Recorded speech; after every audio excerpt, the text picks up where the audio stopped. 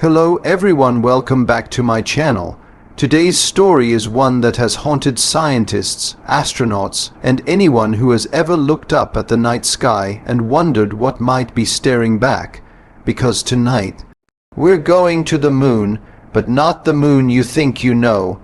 Not the silent, empty rock your textbooks describe.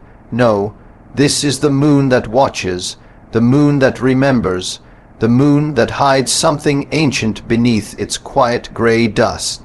I want you to sit back, dim the lights, and prepare yourself, because once you hear what I'm about to tell you, you'll never look at the moon the same way again. It all started with a signal, a tiny, almost unnoticeable pulse of radio static that NASA recorded nearly 12 years ago. At first, they thought it was just interference. Space is filled with strange little noises, but this one, it was different. It repeated, not randomly, not naturally, but in a sequence, like a heartbeat. They tried to decode it, match it with known sources, track it to a satellite, nothing. Every calculation pointed to one location, and one location only, the far side of the moon. No one told the public about this. Of course they didn't. What would they even say? Oh, by the way, the moon might be beating like a living thing. People would panic. Governments would demand answers NASA didn't have, and so the signal remained a classified whisper. Something only a handful of specialists knew about, but the signal didn't stop. Every night, at exactly the same time too, 13 a.m. UTC, the pulse echoed again, slow, deep, persistent, and then, one night, it changed, it doubled, as if something had just woken up. NASA couldn't ignore it anymore. They needed eyes on that part of the moon, real footage, so they greenlit a mission quiet, unannounced, using a crew that wasn't told the full truth. They were told it was a surface mapping mission, a simple landing, a simple extraction, a simple return, but it was never simple. The crew consisted of 3 astronauts, Commander Hall, Specialist Rourke, and the youngest, a brilliant but nervous engineer named Amelia Reyes. Reyes was the one who first heard the signal through the ship's communications system as they approached lunar orbit. She described it as a knocking, like someone tapping on metal from the outside. But space is silent, there is no sound, yet she heard it, clear as day. When they entered the far side descent path, the lunar surface looked normal, until it didn't. Commander Hall noticed it first, a perfectly straight line etched across the surface, so long it vanished over the horizon.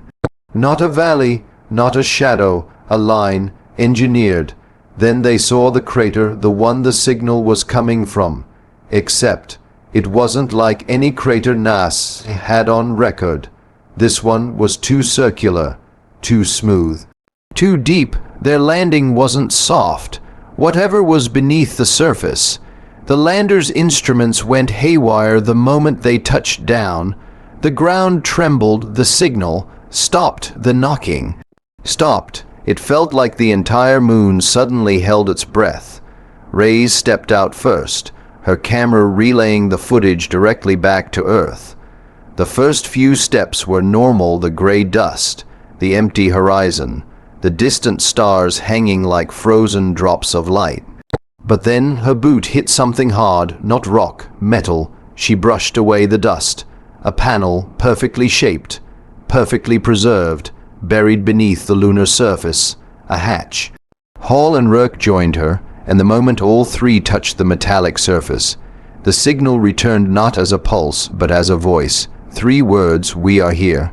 The astronauts froze, their heart rates spiked. Mission Control demanded they retreat immediately, but the moon had other plans. The hatch opened, not slowly, but suddenly, as if it had been waiting for them. A rush of air burst upward, knocking all 3 of them backward. It shouldn't be possible. The moon has no atmosphere, yet someone, or something, had created one inside. Rey's camera showed a staircase descending into darkness. Not natural rock, structured, lined with symbols. Symbols no human language had ever used, yet somehow familiar, almost like the markings ancient civilizations carved thousands of years ago on Earth. Hall insisted on going down. Rourke wanted to leave. Reyes didn't know what to think, but the voice returned again. "We have been waiting." It didn't sound threatening. It sounded sad. They descended.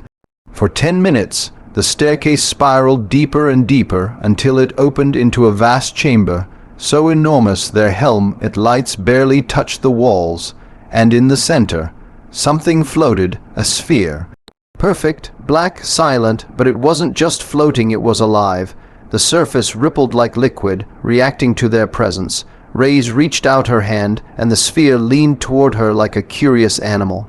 The moment she touched it, everything went white. NASA received a burst of imagery straight through her suit's camera. Not video, not pictures, memories. Cities not built by humans. Creatures tall and luminous, walking across landscapes under two suns. Structures rising like living crystal, and then destruction, war, fire, silence, and finally the moon, a refuge, a vault, a tomb. When the flash ended, Reyes was on her knees, shaking. She was crying. Hall tried to help her up, but she whispered something that made both men step back. "They're not gone, they're inside the moon." The sphere rose higher, its liquid surface forming shapes, faces, as if trying to communicate. But then Rourke panicked. He raised his drill, mistaking the sphere for something dangerous. He struck it. The chamber screamed, not the astronauts' radios, the chamber itself. The walls vibrated. The ground split. The metal hatch above sealed shut. Hall yelled at Rourke, but it didn't matter. They had woken something. The sphere shattered not in pieces, but into a cloud of black dust that swarmed around them, filling their visors, their suits, their lungs. The footage went dead. Mission Control tried to reach them for 12 hours. No response. Then, at 2:13 a.m. UTC, the signal returned, not as a heartbeat, not as knocking, but in Rey's voice. "We are here."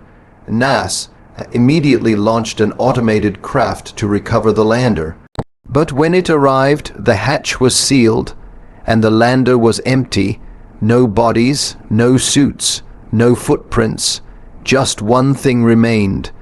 More lines across the lunar surface, long straight marks forming a pattern. A shape, a warning, a message, a human face, Rey's face. It stretched for miles across the moon, carved perfectly into the dust as if something enormous had traced its fingers across the surface. And then the signal changed again. A new sequence, a location, not on the moon, on Earth, in the Pacific Ocean, deep, cold, dark. NASA pretended nothing happened. They erased the mission logs, destroyed the transmissions, lied to every government that asked questions. But the signal still comes every night. It grows stronger each month, more defined, more human, and recently, it started spreading, first to deep sea microphones, then to underground seismographs, and now radio towers.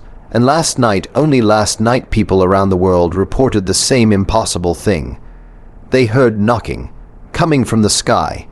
Some swear they saw shapes moving across the moon's surface, shadows that weren't craters or rocks, but figures walking, looking down, waiting. So if you ever go outside late at night, and you stare at the moon, and it feels like the moon is staring back, maybe it is.